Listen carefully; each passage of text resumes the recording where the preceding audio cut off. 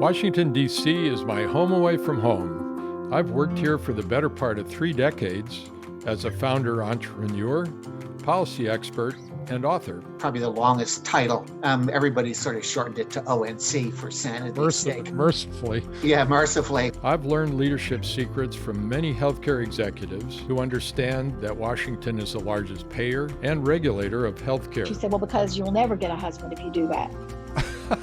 I began interviewing healthcare leaders many years ago because what better way to learn how they think, why they make it to the top, and how they remained there. Think about what was your most challenging engagement. Healthcare has been the most difficult problem. Let me just say. We'll talk about that later.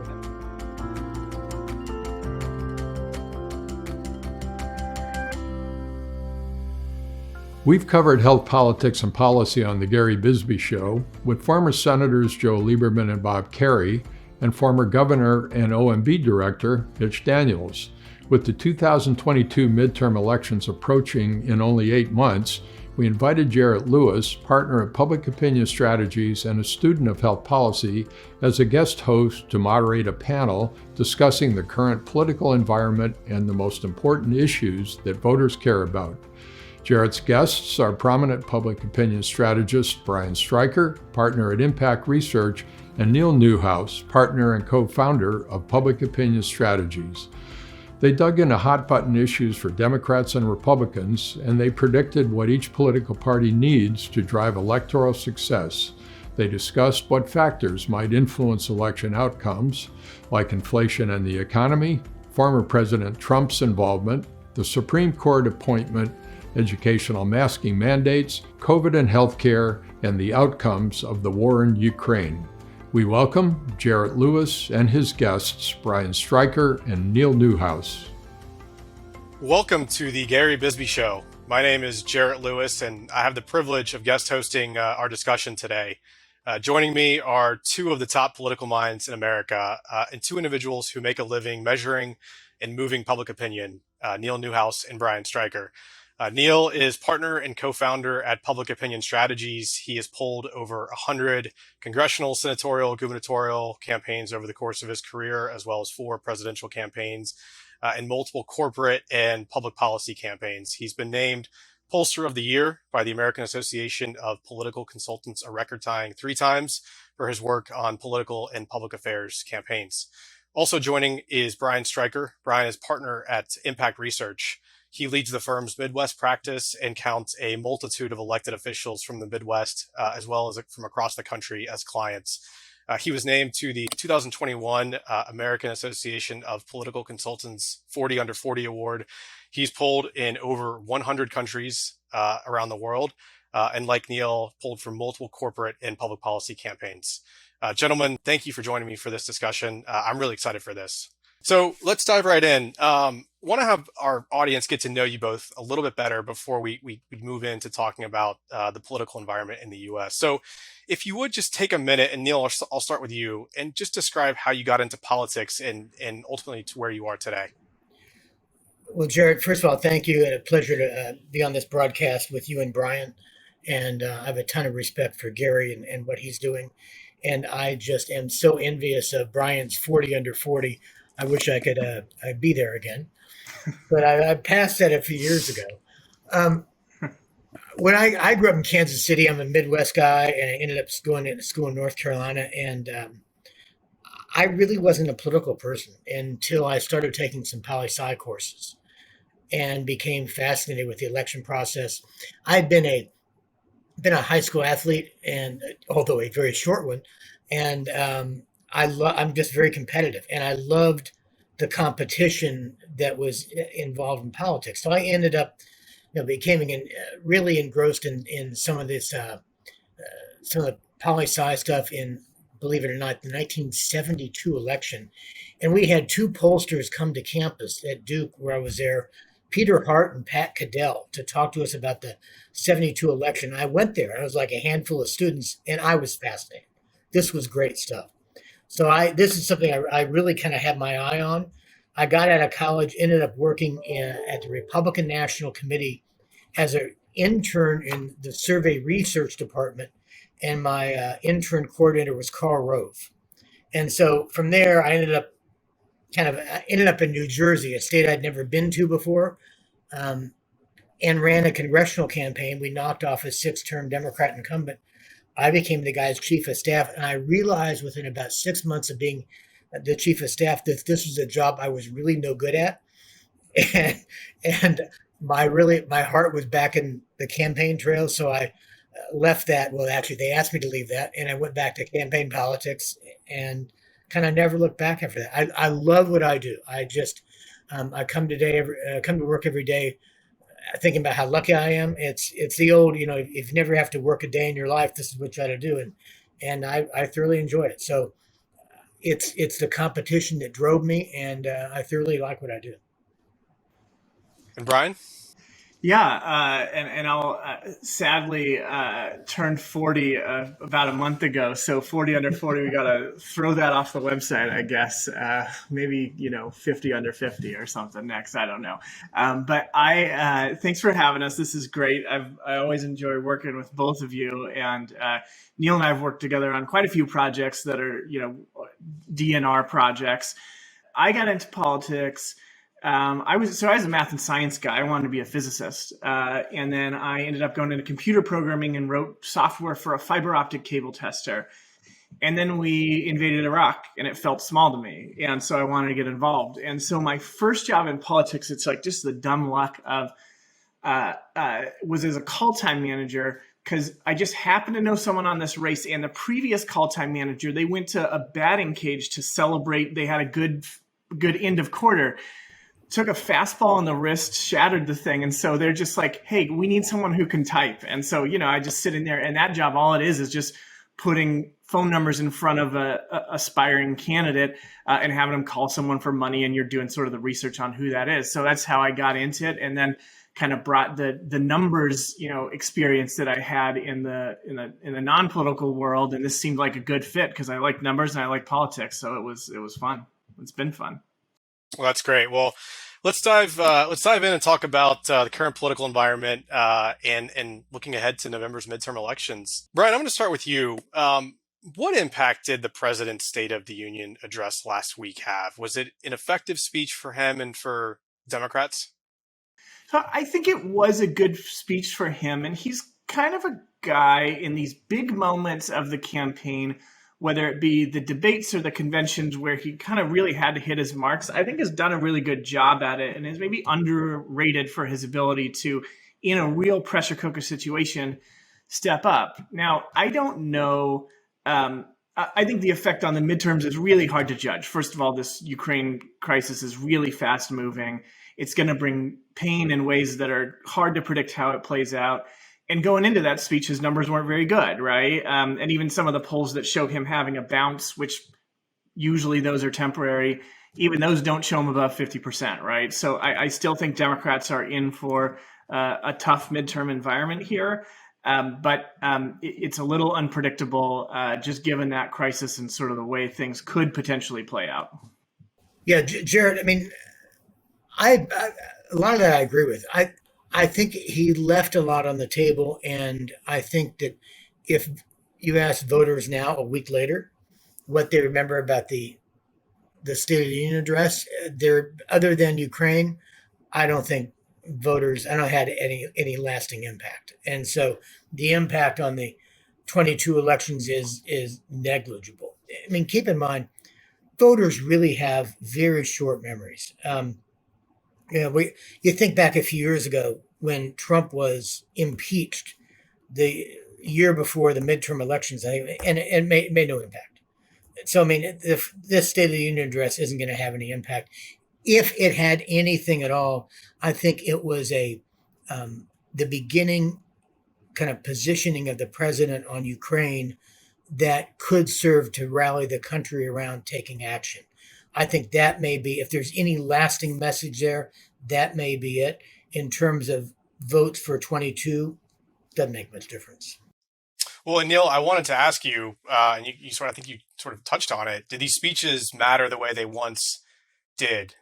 These State of the Union speeches and big moments in a kind of, either in the Oval Office or State of the Union, do they matter the way it sounds like you're saying they don't? Well, it depends on the speech, but to some extent, when we're living in the kind of social media age we do now, with Twitter, with Snapchat, etc., any given speech, I think, doesn't have really quite the same impact as it did 20 years ago. And so I think that there is a difference. And Americans' attention span seems to have gotten shorter. So I think these big speeches, unless there's a precipitating event, really don't mean as much. And it is more difficult for a guy like the president to move. You can't move numbers on a single speech. That just doesn't do it. And so I don't think, you look at these speeches as maybe an inflection point or a turning point in a campaign or a presidency. I don't see that necessarily for last week's speech. And I think with the current news cycle the way it is now and the way people get their information, I think that's very difficult to come by nowadays. Well, let me ask you both this, and Brian, I'll start with you. Both of your firms are constantly in the field in congressional districts, in states, nationally. You're constantly in the field talking to voters, asking voters questions. What issues are top of mind for voters in the United States right now as we look ahead to November? Well, and 2 weeks ago, it would have been a little bit different. So number one is the economy. That's been pretty constant for about a year. Overwhelmingly number one with Republicans, pretty clearly number one with independents. And up until a few weeks ago with Democrats, it would have been sort of tied with COVID and dealing with COVID. Well, now the number one issue, at least in the one poll I've seen since, and again, this will just move day by day by day. It's so hard to measure public opinion in this type of crisis. Number one with Democrats is Ukraine now. And then with independents, it's kind of right up there with the economy. I think that if we're being realistic about how people are going to vote in 9 months, I just think the economy is going to be number one, and specifically inflation, the rising cost of gas and meat and milk and other groceries. It's crazy. You're in one of these moments and you can just see numbers sort of move day by day, which is normally not the case. Politics is pretty static. Yeah, I mean, Jarrett, underlying this is a real and perceptual negative mood of the country. There's a question we ask as you well know, on all of our surveys. Do you think things in the country are generally headed in the right direction? Are they pretty seriously off on the wrong track? It is, as much as any other question, kind of like the Dow Jones Industrial Average of politics. When voters think things are going well, they reelect incumbents. They think things are going poorly, they kick them out of office. And right now, the numbers are around, 25 to 27% right direction. This is the longest period of sustained pessimism in this country in more than a generation, more than 25 years. And there's a relationship between right direction and presidential approval, but voters are upset. They're pessimistic.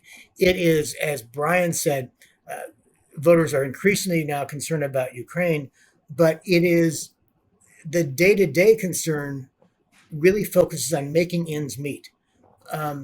It's not just jobs, it is income, and it's catching up and keeping up with inflation. So that seems to pale other issues.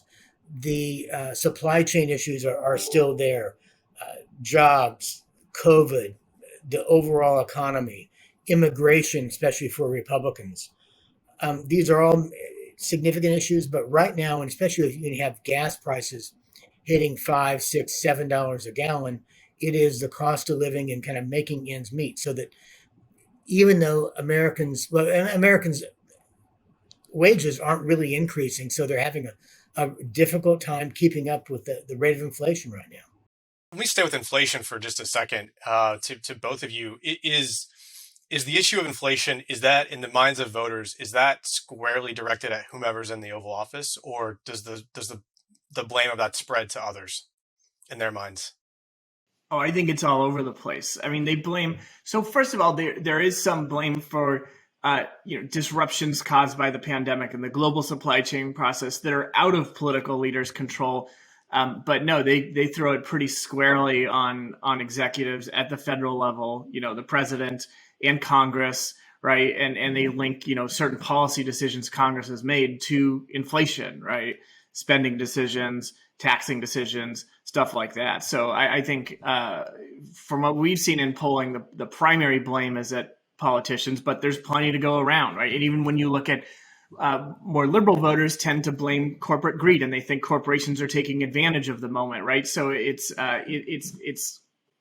eventually it all comes to the president's desk because he's the president, but there's a lot of areas they blame. Yeah, and I was actually surprised. I did a survey in the fall, taking a look at this issue, and I was surprised at the number of Americans who tied the increase in inflation with overspending by Biden and Democrats in Congress. And so that they went too far, that there was a sense that we're throwing too much money at issues. Now, that was in the fall and through really Thanksgiving. Since Ukraine, I think this enables Biden to point to Ukraine as another source of the rising inflation. And so it gives him somebody else to blame. And to some extent, it's true.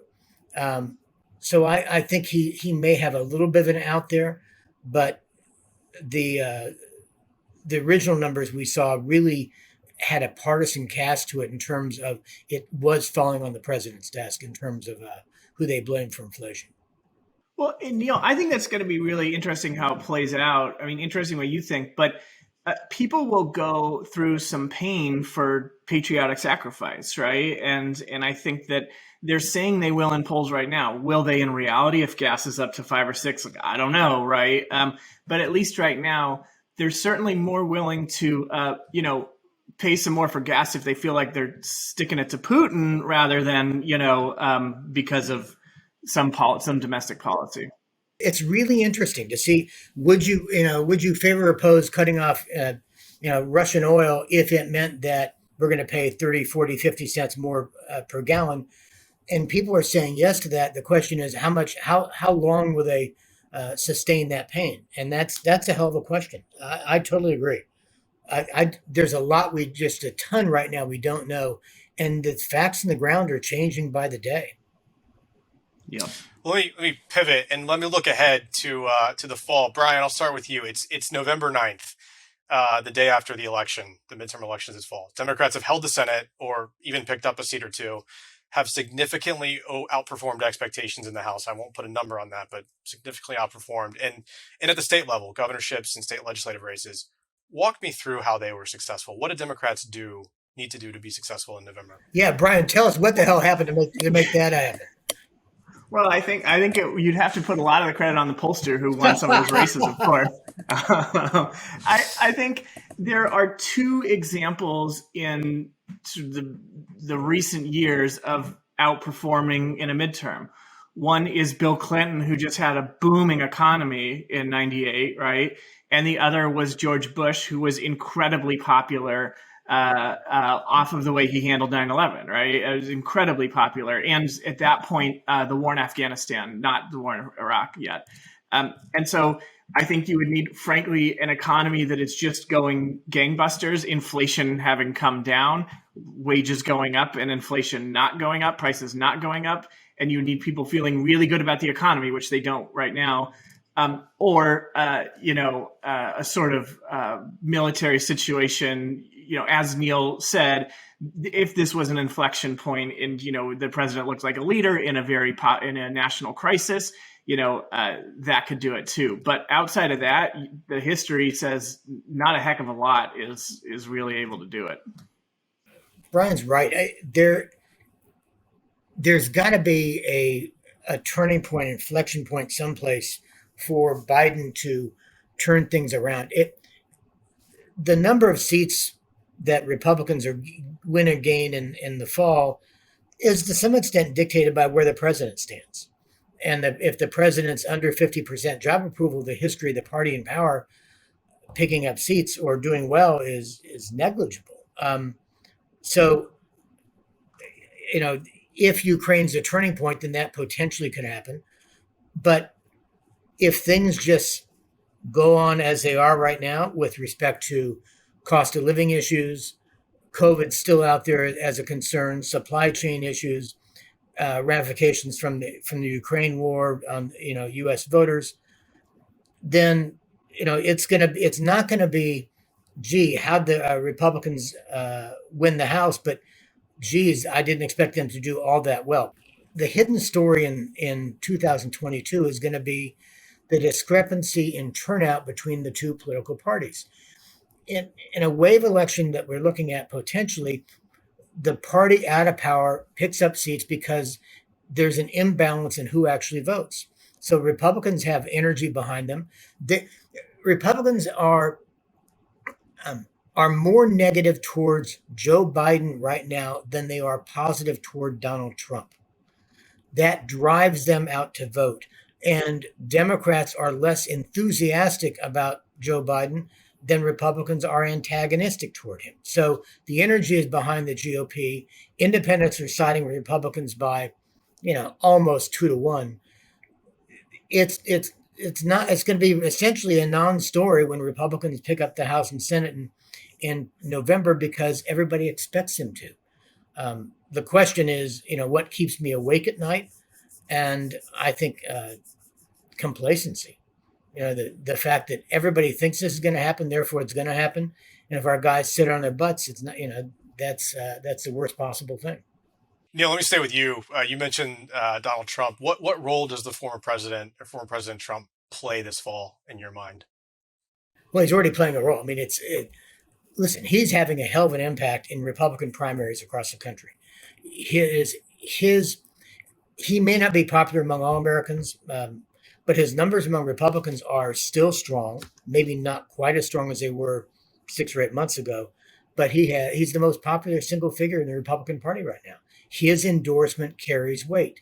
Who he chooses to endorse is going to have an impact in some of these races. Missouri Senate race, for instance, Alabama Senate race.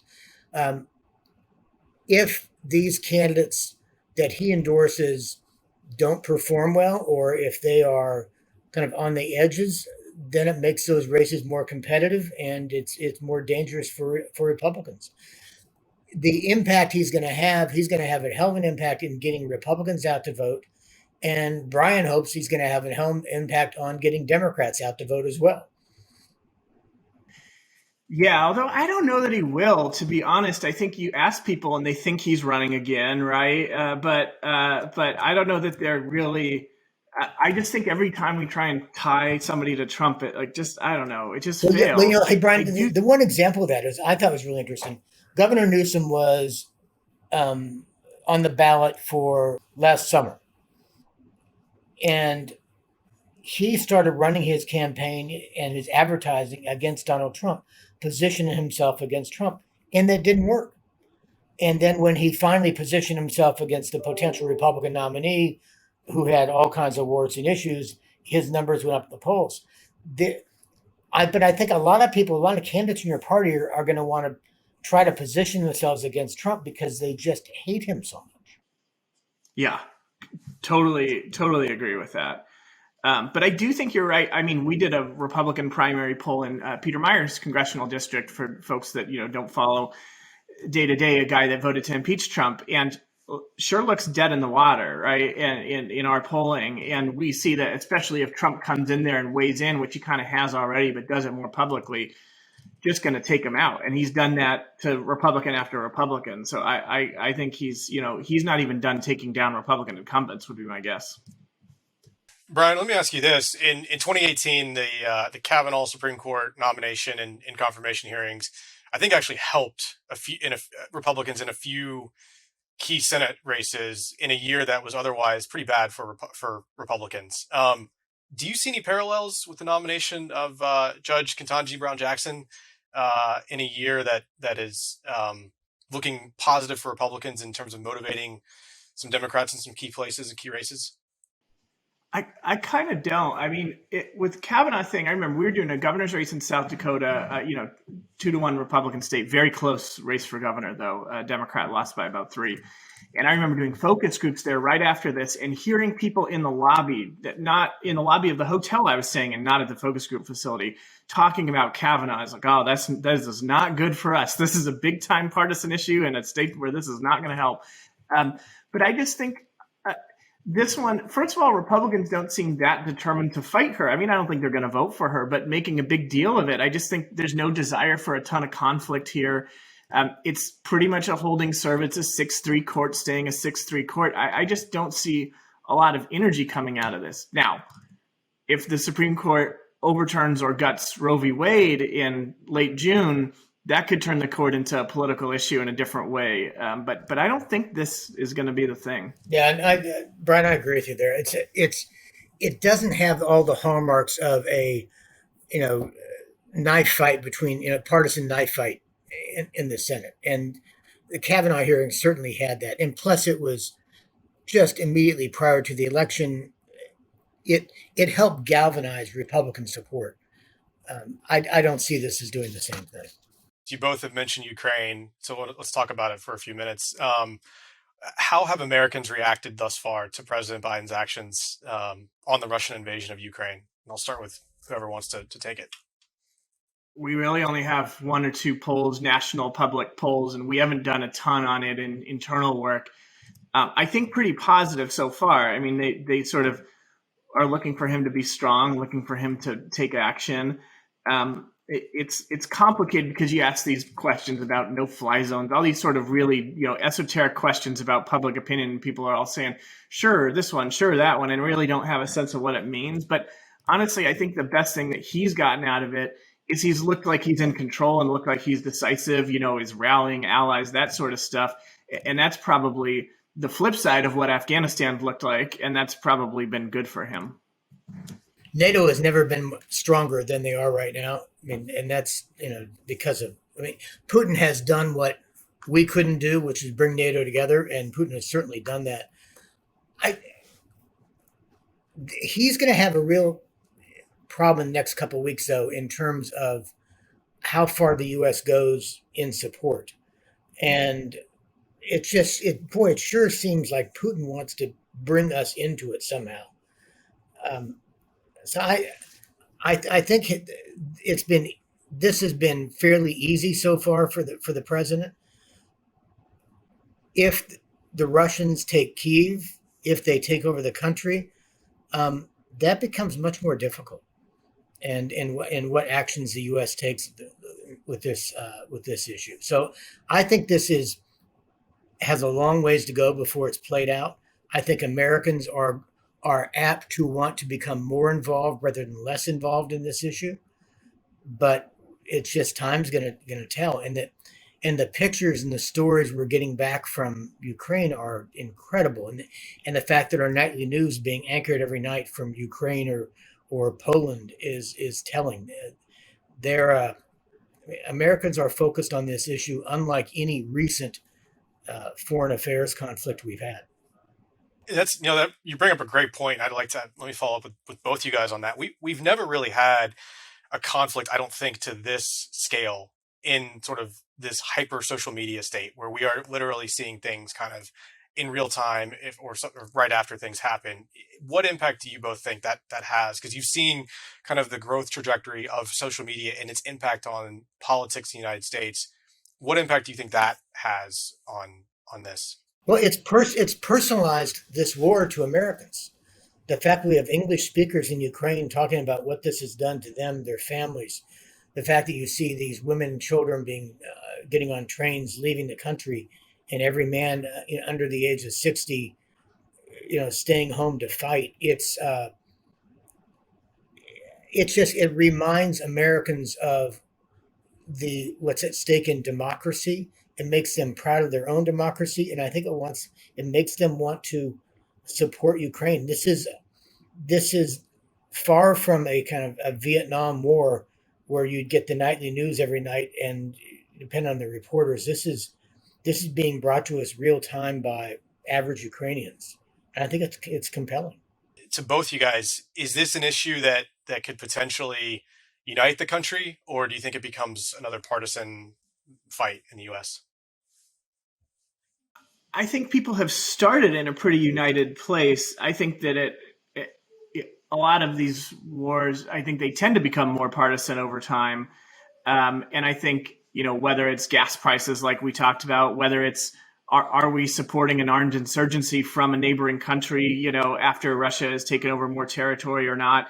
I think there's probably places where it becomes more partisan, more likely. It's united right now, but so how does this end? And what happens after it's over, quote unquote? I think that becomes an issue, and that's maybe where partisanship might be in play. But while missiles are being fired and Ukrainians are being bombed, I think it's pretty clear that Americans will probably, in both parties, will probably be united in standing for Ukrainians against Putin. Let's come back to the U.S. For a minute. Neil, I'll start with you. Education has become a galvanizing issue, I would say, for Republicans in some places around the U.S. You saw it in Virginia last November with the election of Glenn Youngkin. You even saw it wasn't exactly a Republican recall in San Francisco, but the 3 school board members that were recalled over how they were handling certain education things. It's seemingly an issue that hasn't, I would say, been a strong point for Republicans over the last decade or two, but it seems to be one right now. Do you anticipate Republican campaigns will keep their focus on education this fall? Yeah, I mean, it's not just education. The Democrats kind of lit the spark on this thing by with critical race theory and just in the teaching that's become really a hot button point. And here in Virginia, the governor talked about parental control of education. The parents should have a say in curriculum, and that sparked a real debate in the state about education and about the curriculum. And I think Americans or parents are extraordinarily frustrated with education over the past 2 years, partly because of COVID and the fact that they've been stuck at home and the kids haven't had to go to school. And I think it's become a sensitive point for Americans, a sensitive point for parents and Republicans. And you get a feeling from the data that parents want to control or have more say in what the kids are taught and how they're taught. And that's what this is all about. It's not just simply education. They want to have more of a say in it. And Brian, I think you did some work right after the Youngkin election in November, I think sort of on this topic. So what, from your point of view? Well, we were doing a lot before, and then we did some focus groups afterwards among Biden-Youngkin voters. And I actually think one of the reasons the critical race theory issue works so well for Republicans right now is because the schools were closed so long, and 2/3 of parents think that their kids lost ground over the last year or two in education. And they, the tests that are coming out are showing that they're right, that the remote learning or the Zoom learning was nowhere near what in-person learning is. And in some cases, it was no better than not learning for kids. And so I think that part of it feels like a focus on something that they just want their kids to get back on track and get the math and the science and the reading and all that stuff. And it feels like a distraction. So I think that's a lot of what the San Francisco reaction was and the Virginia reaction was too.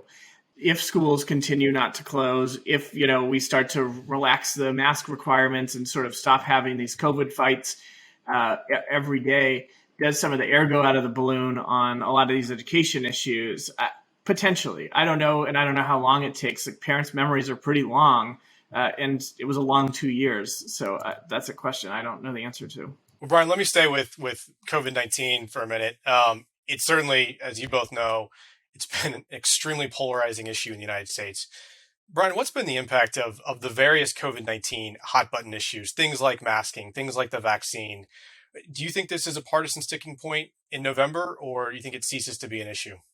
Well, I think there was a long time where Republicans seemed out of touch on this issue and sort of playing to a base of voters in terms of, some of the Trump statements on it and some of the sort of anti-vaccine stuff and sort of early on. And then I think it switched to where a lot of people felt like Democrats were playing to their base and sort of like, or sort of out of touch with Americans, whether it was Politico or not, and sort of saying, we got to get to COVID zero. We got to keep these restrictions in place when sort of most voters had decided this isn't possible. And I think you just have now the main of both parties sort of moving away from either of those discussions and just saying, like, We got to sort of figure out how to live our lives. So I actually think that the average Democratic politician and Republican politician isn't that far apart on this issue today, even if their bases are slightly far apart, because the median voters have just all kind of come to the same place on this thing. First of all, it is amazing that this has turned out to be that masking and COVID has turned out to be such a partisan issue. It's incredible.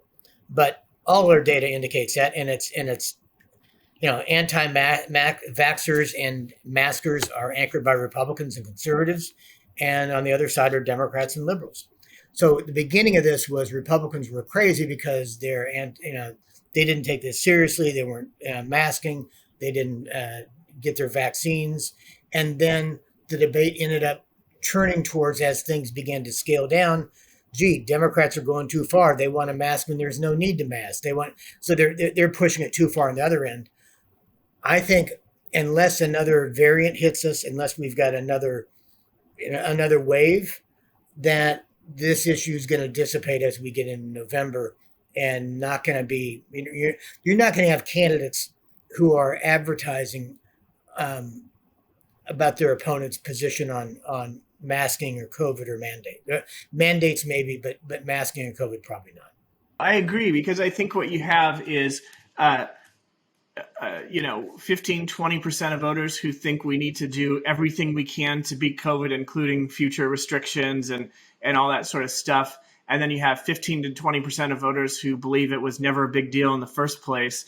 And then there's the bulk of Americans, 2/3 of the country, is in this place of, okay, it was tough. We did a lot of things. Maybe they were right, maybe they weren't, but let's kind of move on. And people are just tired of hearing about it. So I actually think in some ways it is a danger for Republicans. I think they've been pretty good at navigating this, but taking somebody like a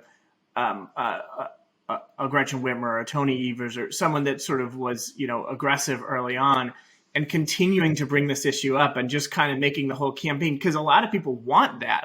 There's a certain segment of people who want to just talk about COVID mandates, but those people are not swing voters. So I think anyone who just focuses on this issue is just doing it at their peril by the time the fall comes around.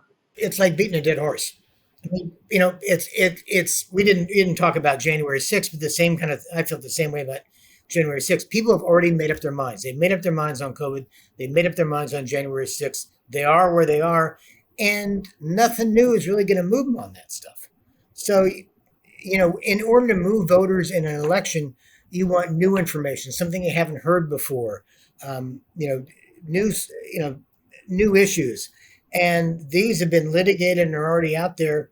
There's nothing new there. It's not really going to move voters. I think Americans are exhausted by COVID, by every aspect of it, from everything from wearing masks to keeping their kids home from school to working from home. They're exhausted by it. They want to move on, and it's because it's an economic issue and a lifestyle issue right now. They want to keep going with their lives.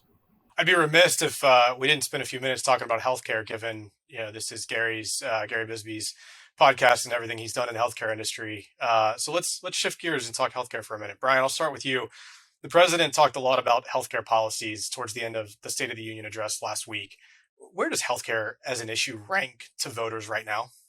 It's a little down the list. I think that to some degree, if there are places where you can cut costs and it plays into an inflation discussion, okay, now you're talking about the most important issue to voters. So you can, healthcare can be important in a cost frame. But in terms of healthcare became a huge issue in 2017, 2018, 2019, where voters didn't think it was reality that pre-existing conditions could be back on the table, right? That you could have your healthcare taken away if you got a pre-existing condition.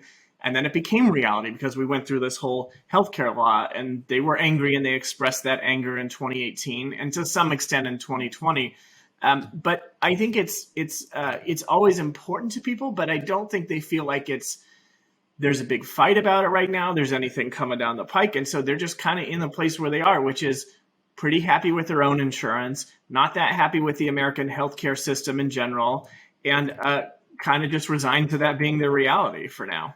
Yeah, if anything, I think healthcare was being, for at least the last couple of years, as being viewed through the prism of COVID-19 and how hospitals and insurance, how everybody's delivering with respect to COVID-19.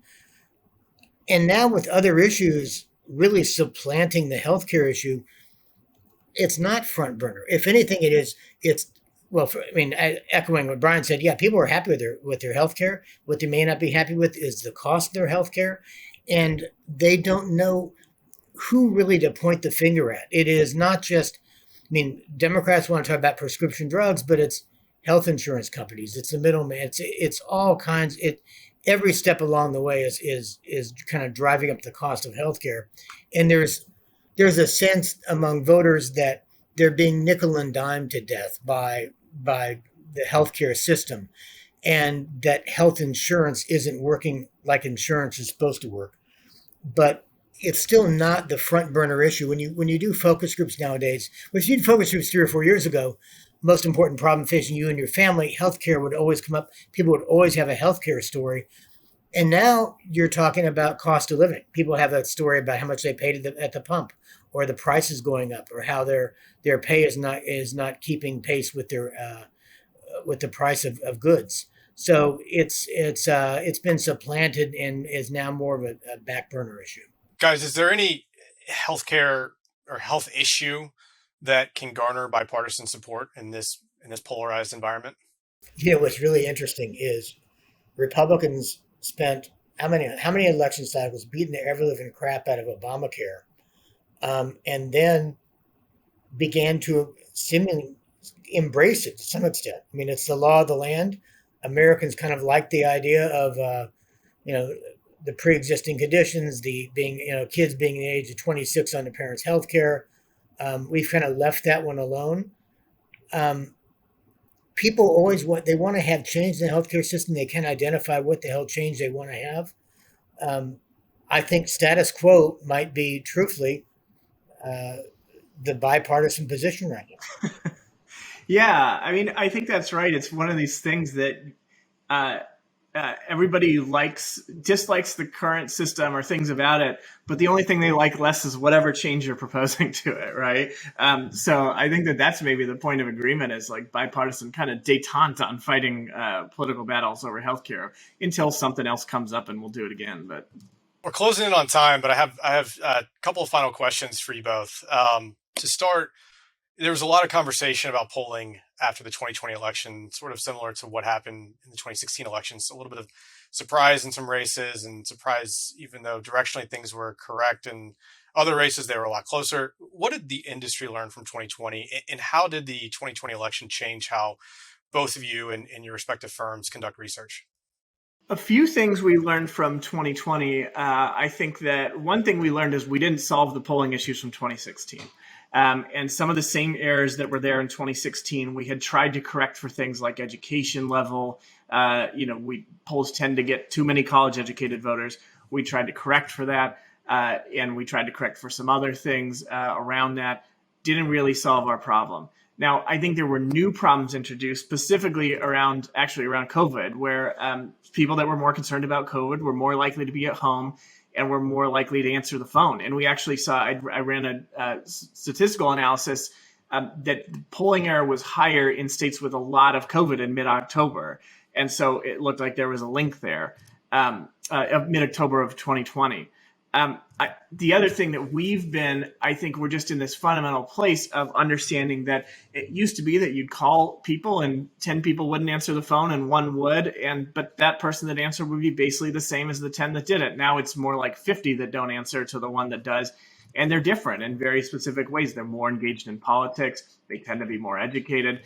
They tend to have higher levels of social trust. That didn't correlate with voting in 2012 very much, but now it certainly does. Like I've described a Biden voter, right? I've described a lot of, frankly, Romney Biden voters, actually. And then the opposite side, right, is the people we're not getting. So one thing that we've done that I think has been relatively helpful, we've been doing a lot of our polling on text. And specifically when we call somebody and we don't get them, we'll send them a text. And we found in 2020, we were doing this a little bit, we would get the interviews and we're like, gosh, these are way too Republican. These can't be right. Well, turned out they were. So we've been incorporating them into a lot more polling, which I think was one of the reasons we saw Youngkin winning before anybody else in some of our Virginia polling. The other thing that we've done is we're working with a bunch of Democratic pollsters and trying to solve the problem of the 50 people you don't get, are they different than the one that you do, by doing a super high incidence survey. So that means normally we just call people a few times, and if we don't get them, we move on. We're calling them, we're texting them, we're sending them mail and giving them money to fill out the survey. We're going to their doors, right? This is way too expensive to do every survey, but we're trying to find out, can we learn anything about those people that we're missing? And are they different? And a little TBD on that. We're just not done. It takes forever to field a face-to-face survey, and it costs $1 million. So we're just not going to do it that often. But that's what's changed. The biggest change has been more text to web. Yeah, and I think what we learned from the 20 election was, after the president spent 4 years beating the snot out of polls every step of the way, that he basically encouraged his base not to answer polls. And they didn't. And so when Brian and I would do our surveys and we'd wait for lower educated voters, which is more kind of the Trump type voter, it didn't capture a lot of those other voters who just said, I'm not participating. When we did our election night survey in 2020, we asked a question about, among Trump voters, if they, refuse to tell others they're voting for Donald Trump, and a significant chunk of Trump voters simply were less willing to tell other people they were voting for Donald Trump. Now, they did answer our question in the survey, but these voters turned out to, they were not necessarily voters in rural parts of states. They were voters in the bluest counties. They're higher income women who lived in blue counties. In other words, they weren't going to tell their Democratic friends they're voting for Donald Trump because it made them pariahs in their community. So I think a lot of what we found in our polling and the challenges we face are relatively short term. They have more to do with our candidates right now, and specifically kind of Donald Trump and how people feel about him. But I don't think any of us would have predicted that Republicans would have picked up as many seats in the House as they did in the 2020 election as we did. We expected to lose seats, end up winning seats, simply because Trump pulled voters in and kind of pulled them in on his back. What the other interesting thing in this data is, there is a book I read back in college by Walter DeVries called The Ticket Splitter. It talked about how voters would split their tickets between the top of the ticket and congressional races. And the numbers were 30 to 35% were ticket splitters. In our survey we did on election night, we found that just 9% of voters split their tickets between Congress and presidents. And that gives you a sense of, we're turning into almost a parliamentary system where voters are voting straight ticket. If they like Trump, they're voting straight Republican. They like Biden, they're voting straight Democrat. And very few voters are splitting. So that increases the potential for a kind of a landslide election or a sweep election in 22, because if the wind is behind one party, you pick up everything that's hanging there. So it's we've changed the way people vote, and because of the polarization of politics in this country, people are voting kind of straight party lines. I totally agree with that, and I would even add, I think sometimes the worry is that a wave election, you get all these incumbents entrenched, and then it's hard to knock them out. But I could see Republicans taking the House, taking the Senate in 22. And then we'll just talk about the House because they're up every 2 years, taking the House in 22. And then if Democrats win the presidency again by sort of 4 to 5 points, knocking out a bunch of Republicans that, just sort of going right back and voting exactly how they voted for president. So I completely agree. It's just, it also makes it kind of depressing doing some of these like congressional races where you're so at the whim of just like whatever is going on in the national environment. It's very parliamentary. Final question. You two and your respective firms, our respective firms, have worked together on a bunch of issues, number of issues over the years. What does it take to bring that kind of collegiality and bipartisanship to the halls of Congress? Miracles.